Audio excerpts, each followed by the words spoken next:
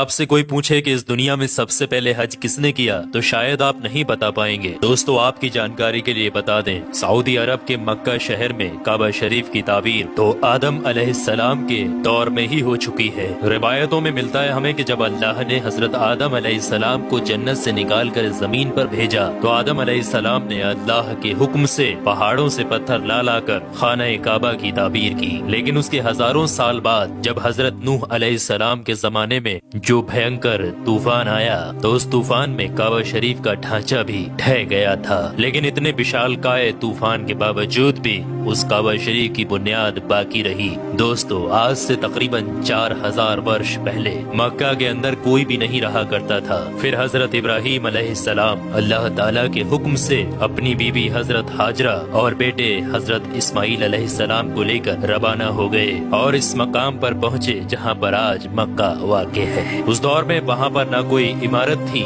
न पानी और न ही यहाँ पर कोई रहा करता था। दरख्तों के नाम पर सिर्फ बबूल वगैरह की झाड़ियाँ हुआ करती थी। हजरत इब्राहीम अलैहिस्सलाम ने बीवी और बच्चों दोनों को यहाँ बैठा दिया, थोड़ा सा पानी और खजूरों को भी पास में रख दिया और फिर आप अलैहिस्सलाम शाम की तरफ चले गए। हजरत इब्राहीम अलैहिस्सलाम दूसरी बार जब मक्का शरीफ आए तो कयाम ना किया, लेकिन जब तीसरी बार तशरीफ लाए तो हजरत इस्माइल अलैहिस्सलाम से फरमाया कि बेटा, अल्लाह ताला ने मुझे एक हुक्म दिया है। तो हजरत इस्माइल अलैहिस्सलाम ने कहा तो इदात कीजिए। तो हजरत इब्राहीम अलैहिस्सलाम ने कहा कि अल्लाह ताला ने मुझे हुक्म दिया है कि यहाँ पर एक घर बनाओ। घर की तामीर शुरू हो गई। हजरत इस्माइल अलैहिस्सलाम पत्थर लाते जाते और हजरत इब्राहीम अलैहिस्सलाम बनाते जाते थे।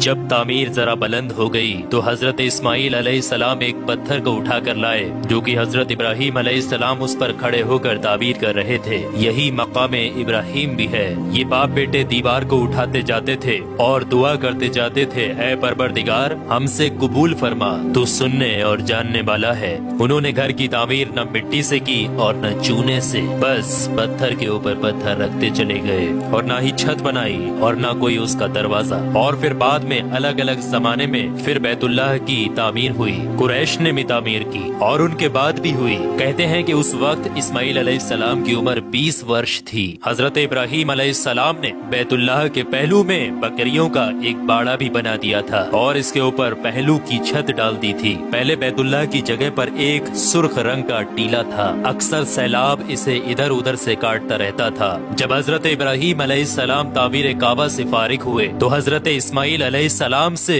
एक ऐसा पत्थर लाने के लिए कहा जो तवाफ की शुरुआत के लिए निशानी के तौर पर इस्तेमाल किया जाना था। ये पत्थर हजरत जिब्राईल अलैहिस्सलाम अबू कुबैस की पहाड़ियों से लेकर आए। हजरत इब्राहीम अलैहिस्सलाम ने इसे इस मकाम पर रख दिया जहाँ पर वो अब तक कायम है। रिवायतों में आता है कि ये पत्थर बहुत रोशन था। हजरत जिब्राईल अलैहिस्सलाम ने उन्हें तमाम मकामात भी दिखाए। और दोस्तों, जब हजरत इब्राहीम अलैहिस्सलाम को अल्लाह की तरफ से लोगों को हज करने की दावत देने का हुक्म हुआ तो हजरत इब्राहीम अलैहिस्सलाम ने अल्लाह से ये सवाल किया कि ऐ मेरे खुदा, यहाँ पर कौन लोग हैं जो कि मेरी आवाज को सुनेंगे। अल्लाह ताला ने फरमाया कि ऐ इब्राहीम, आवाज देना तुम्हारा काम है और लोगों तक उस आवाज को पहुंचाना मेरा काम है। दोस्तों, उसके बाद हजरत इब्राहीम अलैहिस्सलाम अबू कुबैस की एक बड़ी सी पहाड़ी के ऊपर चढ़कर एक बड़े से पत्थर के ऊपर खड़े हुए और लोगों में हज करने का ऐलान किया कि ऐ लोगों, अल्लाह ताला ने एक घर बनाया है और तुम पर हज फर्ज किया है, लिहाजा तुम अपने परवरदिगार की आवाज पर लब्बैक कहो। तो अल्लाह ताला ने हजरत इब्राहीम अलैहिस्सलाम की उस आवाज को इतना बुलंद कर दिया कि उस आवाज को दुनिया के हर एक इंसान ने सुना। यहाँ तक कि पेड़ पौधों को भी वो आवाज सुनाई दी, जिसकी वजह से पहाड़ और पेड़ पौधों में भी ये ख्वाहिश हो गई कि वो भी अल्लाह के इस पाक घर की जियारत करें। अल्लाह ताला ने हजरत इब्राहीम अलैहिस्सलाम को ये हुक्म दिया कि वो इस घर को रुकू और सजदा करने वालों के लिए पाक और साफ रखें। उलमा इकराम के मुताबिक हजरत इब्राहीम अलैहिस्सलाम के इस ऐलान के बाद ही हज की शुरुआत हुई और सबसे पहला हज हजरत इब्राहीम अलैहिस्सलाम ने ही किया।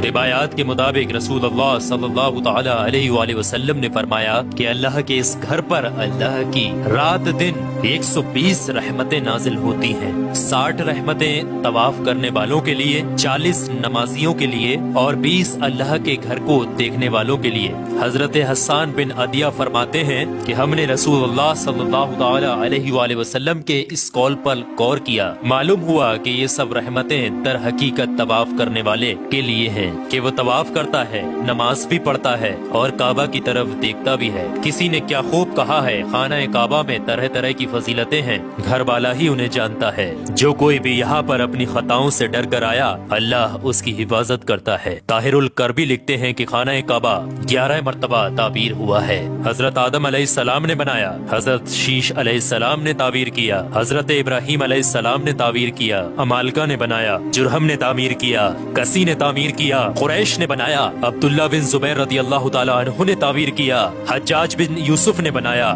سلطان مراد نے تعبیر کیا جو کہ آل عثمان میں سے تھا۔ دوستو آپ کو بتا دیں، جو کعبہ شریف کی تعبیر کے لیے حلال مال اکٹھا کیا گیا تھا وہ کافی نہیں تھا، اس لیے 6 ہاتھ ایک بالست جگہ کم کر دی گئی تھی اور ایک چھوٹی سی گول دیوار بنا دی تھی تاکہ لوگ اس کے باہر طواف کریں۔ کعبہ کے اندر انہوں نے 2 صفوں میں 6 ستور رکھے تھے جس کے اوپر چھت تھی۔ اس سے پہلے کعبہ شریف کے اوپر چھت موجود نہیں تھی۔